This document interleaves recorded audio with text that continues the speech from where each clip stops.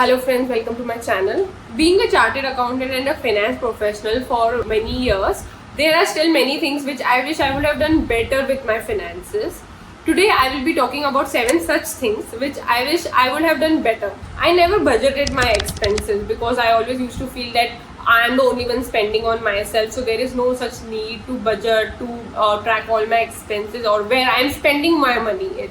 But it really helped me in last few years when I have started tracking my expenses, where I am spending, how much I am spending on my travel, how much I am spending on food, or how much on leisure. It had given me an idea of what should be the ideal money which I should spend, how much should I save. When I started with my job and all, I never created any track of expenses, which I believe is very much important before you start your financial journey.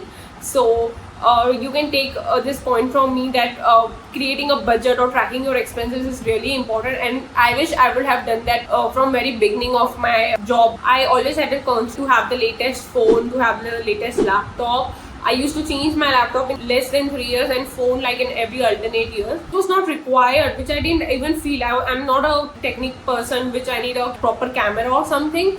So yeah, I spent too much on the technology which I even didn't need it. So it's very important. Today youngsters, college goers, they spend on the latest iPhones or MacBooks, something. I have been there, and we spend even if we don't even need. If I could have saved that, put it in lump sum amount in mutual fund, I would in a better position. Now after so many years, I have been better. I don't spend on the latest gadget only if I really need some. It will value add to me. So that's the thing which I did wrong in my initial years of buying latest gadgets, just on the believing that I may need it at some point of time, even if I didn't need it ever. The latest technology things which I used to buy was always by my credit card.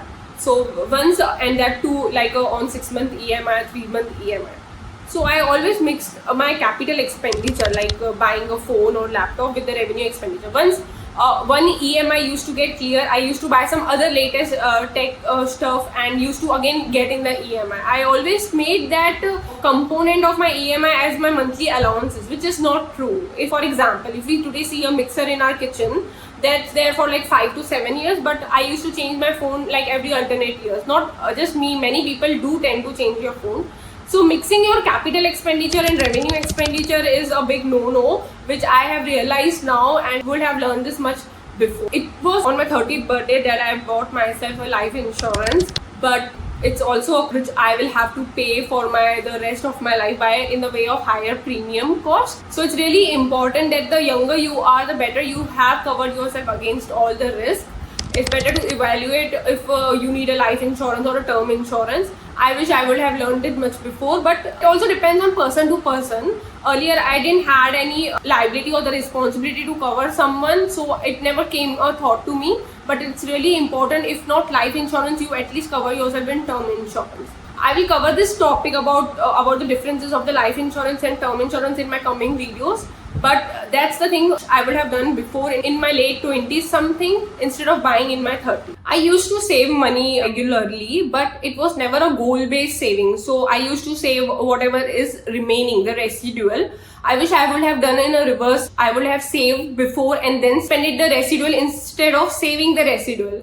So it's really important to define your goals, how much you will need after in a 5-year time frame or 10-year. Now my goal is to save for financial independence, to be free from 9 to 5 something. But I wish I would have understand this before and save on a goal basis, not just on a residual basis. Okay, after spending, I am remaining with like 10,000 and I'm saying 10,000.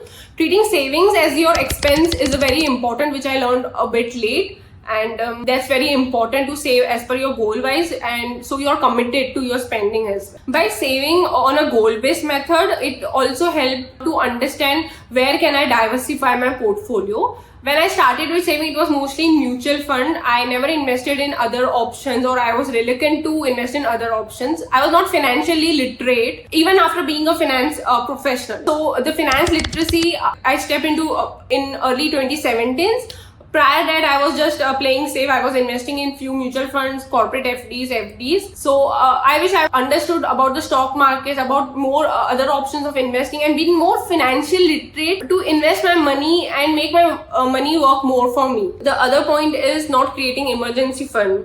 So I always save, but I never created an emergency fund believing like it will earn me a very low rate of return interest or something. I'm not gaining much more, but that's not the purpose of the emergency fund. I realized when I moved to Dubai and I was not having job for some 6 months. So at that time I had to break my savings. So if I understood like the emergency funds don't need to earn you interest, but they need to be available when you need money. For example, also in 2020, when the markets were down, it was good for anyone who had the liquid cash available to invest in the stock market and earn. So it's really important to create an emergency fund. I believe like, no, it's okay. The life is going on, the job is going on. I may not need, but yes, it's very important to understand what is the funds you will need when you are not working, what are your expenses, and to create your emergency fund accordingly. After getting a job and I love traveling. Everyone loves traveling. I used to travel leisurely and spend a lot on vacations. One vacation used to be done, I used to book the other, and that all too on a credit card. So I wish I would haven't done that thing, because at time I had to take a personal loan and pay interest on it, which I realized a long back. This is a long way, but I wish I wouldn't have spent that crazy on just traveling.